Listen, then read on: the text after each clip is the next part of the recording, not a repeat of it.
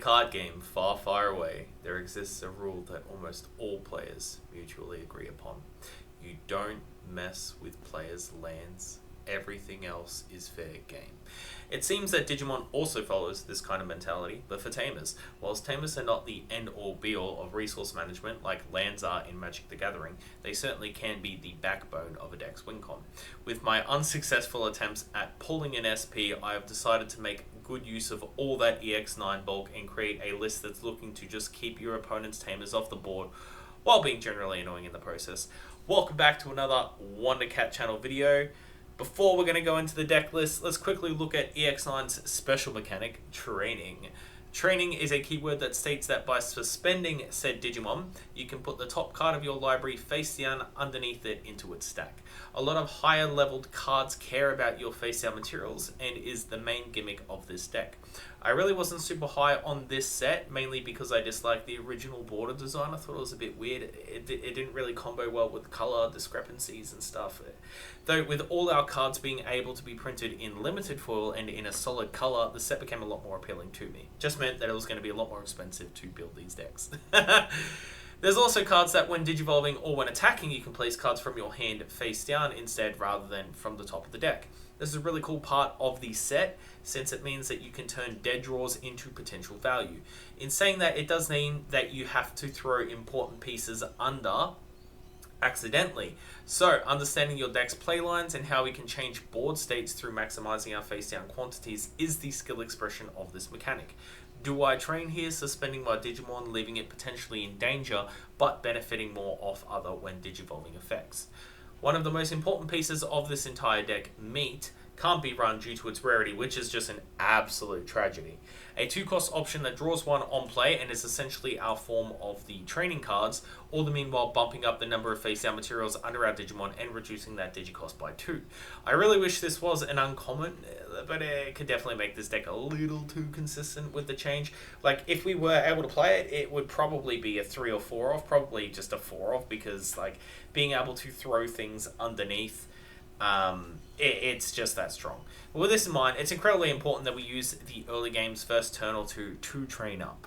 So if this deck gets enough traction or love, I'm more than happy to cover other lists using this set, since each version's combination is really capable of some pretty cool, sick gameplay. I'm a big fan of version 2 specifically, and with version 5's pieces, we have a pretty awesome list ready for all sorts of fun. Starting off with our rookies, since that's where we begin training, we're going to start off with version 2's Elecmon. Probably my favorite art from the set outside Patamon. It's a generic rookie with training and is inherited during your turn, reducing your opponent's security Digimon's DP by 3k. This particular inherited is insanely underrated, especially for 3k. You see quite a few 2ks, but 3ks. Ooh. It's not super valuable, but its ability to keep lower DP level 6s alive when swinging at security can't be ignored. Like previously discussed, because we lack meat in this deck, we must play as many of the training rookies as possible. We're going to play the full playset. Something to note, you can train in raising, another unique interaction with this mechanic. Our next rookie, 4 copies of Gizamon. Another generic rookie with training and inherited when attacking, trash the bottom card of one of your opponent's Digimon. It's our version 5 training rookies, who are basically an auto-include. Trashing materials in this list could be beneficial depending on the matchup, but I ended up cutting similar effects later on due to particular interactions with our top end that I'll be going over soon. Our last rookie, 4 copies of Virtu's Gabumon. It's an on-play dig 3, add any DM trait card, very strong in Pauper and even stronger in Constructed, then put 1 version 2 trait under any of your DM trait Digimon. This means that if you see a version 2 trait card in the 3 cards and you add that card to your hand, you won't be putting any other cards face down as materials, the same way that if you add a Gizamon, for example, and you see a Virtu card, you're forced to put one of those into your Digimons as material, another very important part of resource management. One of the great payoffs to training comes in the form of Protein, a 2-cost option in blue that ignores colors as long as we have a DM trait Digimon or Tamer on board. When used, draw 1. On delay, by trashing the bottom 2 face-down materials of one of your DM trait Digimon unsuspended. This card helps extend your aggressive turns, fills up your trash, and it's even a possible security threat when checked, gaining a memory, which means your opponent must always play on 1 memory or more, otherwise risking losing their turn checking into this. We play 3 copies because it's more or less just universally good for the deck. It helps draw us more cards. It's a passive threat your opponent will always have to consider with every Digimon you own having multiple face-down materials. It's a good card to hit in security. If we had access to Analog Youth, I'd also probably play this as a 4-of, but alas, it's not the world we live in. Our next inclusion I'll be covering, Vegemon. It's a bet card of mine and grew on me a lot. A 3-cost level 4 that at end of turn, by placing 3 version 2 trait Digimon from trash face down underneath it, you can Digivolve into a ver 2 trait mon from hand or trash. It's a Digicost of 2, and with Piercing Inherited, it's all around just a really good card for the deck. We play a total of 17 version 2 cards, so this should be online the majority of the time. My favourite part about this card is being able to jam it, ending our turn with it, and triggering its end of turn effect instantly. This card wombo combos with our 4 copies of Vegemon, a Digicost of 3 on our Vegemon, or 4 on anything else, when Digivolving into it, reducing the cost by 1 for each of its face-down materials underneath it. So by playing Vegemon and triggering its end of turn effect, we throw face-down materials under it, Digivolve into our Vegemon for free. That's a level 5 for the small cost of only 3 memory, which is very, very solid. But Vegemon gives us even more value. When Digivolving, de-digi 1, then by trashing this card's bottom face-down material, bounce an opponent's play cost 4 or lower Digimon or Tamer back to the hand. This is the first of our TamerHate. And this effect is repeatable, considering it's also on when attacking. So as long as our Vegemon has face-down materials, he basically says to your opponent, no, you're not allowed Tamers, and can be incredibly frustrating to play against. Losing your memory setter to this after your opponent puts you to 1 after playing Vegemon is just dirt in the eye of your opponent. It's great. It's beautiful. He's even stronger still with Fragment 3 being able to keep himself on board by trashing 3 materials under him when he would otherwise be deleted. This is like a flavor win since it feels like an alien mechanic and gives Vegemon stick potential from both spot removal and swinging into security threats. The when attacking de-digi 1 does not require the trashing of face-down material, which also just kind of puts it over the line. Inherited, because we still haven't finished talking about this insane card, being able to once per turn redirect one of your opponent's attacks to this Digimon, giving it pseudo reboot / blocker during an opponent's turn, which is decent. I'd still just prefer reboot, to be honest, especially if our level 6 has blocker, but it's still pretty good inherited, all things considered.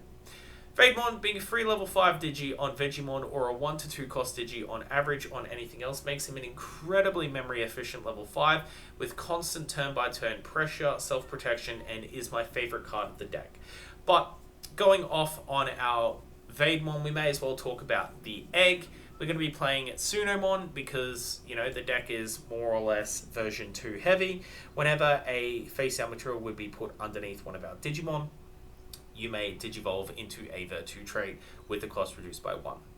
So this math definitely works out well in our favour for our Vegemon. Obviously, being a Digicost of 4 on anything else means that we're going to be reducing that to a cost of 3 when Digivolving into him, and then reducing that cost again by 1, 2, or 3, depending on how many face-down materials he has. It's a pretty good inclusion and kind of the obvious choice for the deck. We could also play version 5's Pagumon for Digivolving up through trash and stuff, but I kind of just... Suna just feels a lot more consistent in that respect anyway. Anywho, let's move on to our next card, and it is the next TamerHate card we run. 3 copies of BT20's Reapermon. An 11k body Digicost of 3 with an on deletion, deleting an opponent's play cost for a lower Digimon or Tamer. So this is definitely a stronger version of Vegemon's effect, outright killing the Tamer altogether versus just bouncing it, though your Reapermon does have to die for this value to occur, so it's not repeatable. All turns once per turn, whenever an effect digivolves your opponent's Digimon, de-digi 1 of your opponent's Digimon. This is a pretty cool effect because it doesn't target whatever was specifically digivolving, meaning you can target their biggest stack while they're trying to build up a smaller one, or just use this effect to slow down what they're already trying to build up. He also has the great keyword collision, forcing your opponent to block whenever it attacks, giving us even more value in a Vegimon's piercing inherited, threatening a security check and deleting opponent's Digimon in combat. It also has blocker, which isn't as relevant but can come up in the event that your opponent has a bigger DP level 6 on board, which again we can use to block, delete, and trigger his on deletion, deleting tamers or other Digimon. That being said, if and when this attacks security, it can be safer to swing into it with a single Elecmon inherited on board, essentially turning this into a 14k or higher, and security deletes this, so Elecmon shows his value there. We also have the benefit of Gabumon's jamming inherited, and with our level 5 lineup being entirely black, we benefit off a colourful bottom end of utility inheriteds that support our Reaperman quite well. Between this card and our Veidmon, most Paupers shouldn't be able to keep any tamers on board. Funnily enough, we can always crash our Reapermon into something with Retaliation to trigger its on deletion, remove pesky tamers if your opponent isn't trying to delete it through other means.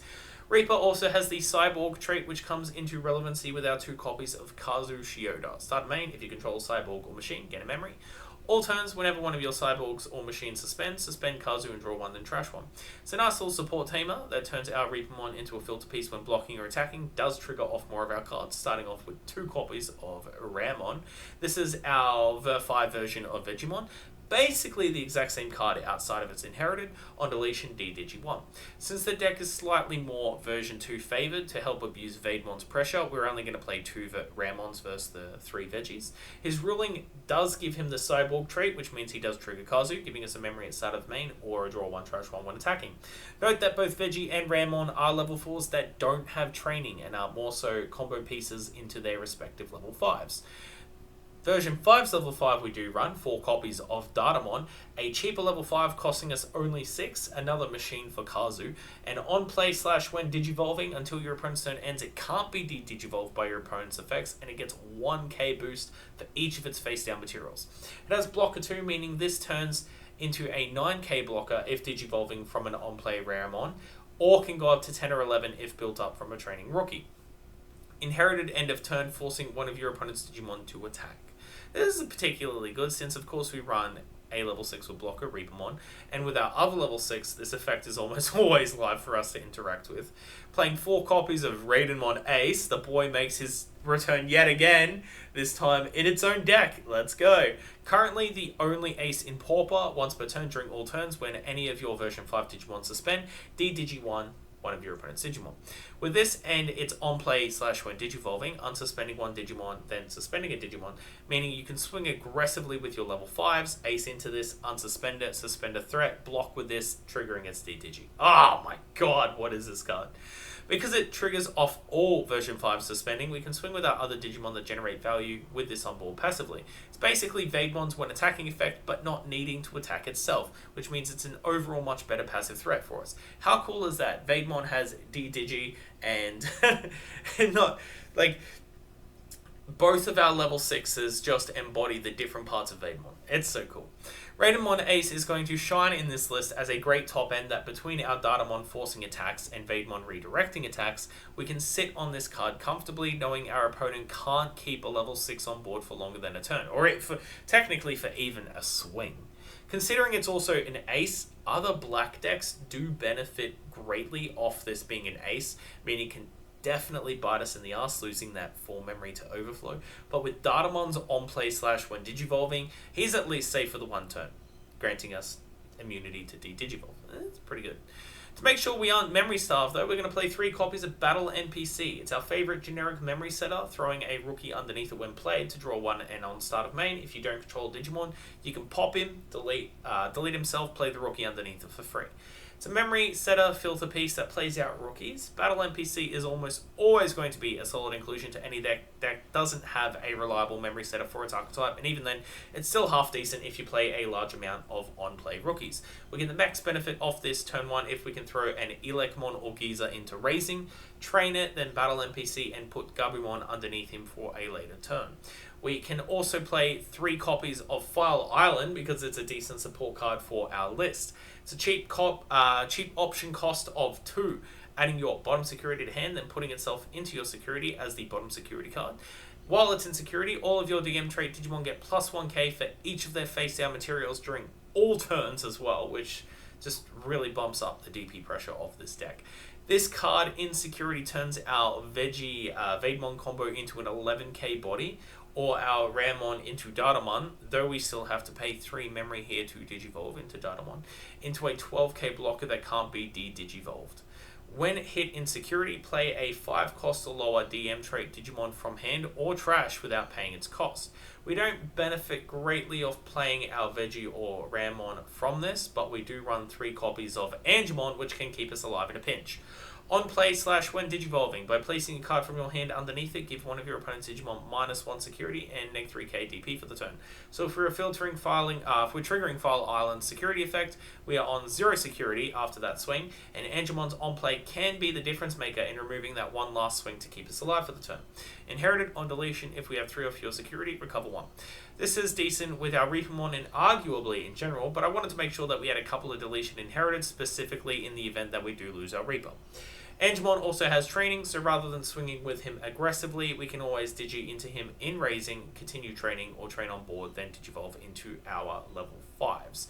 It's important to notice as well that with this -3k, this is part of the reason why I didn't want to run too many of the trashing materials effects, because with the large amount of de-digi we can trigger this to go down, or to have something de-digi down into a level 3, and then with Angemon's -3k, we can nuke something outright. So it's a nice little interaction that won't come up all that often, but if we keep removing certain materials, we kind of shoot ourselves in the foot here.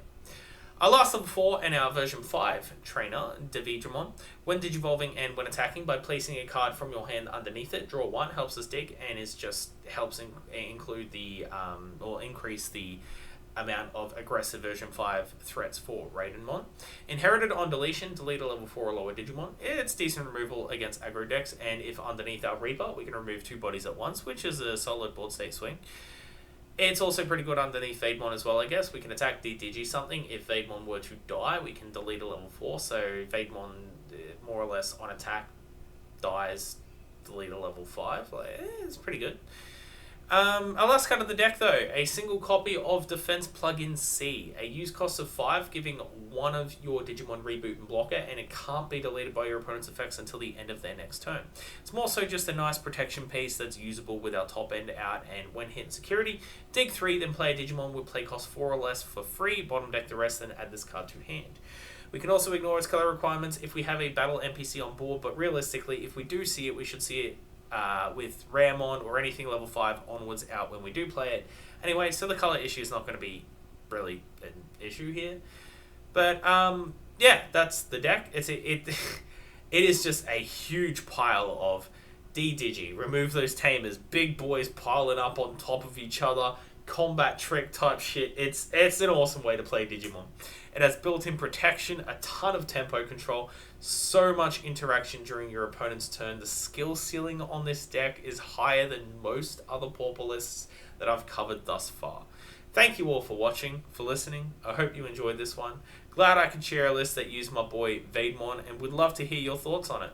Until next time, keep on building them Pauper decks. Ta-ta.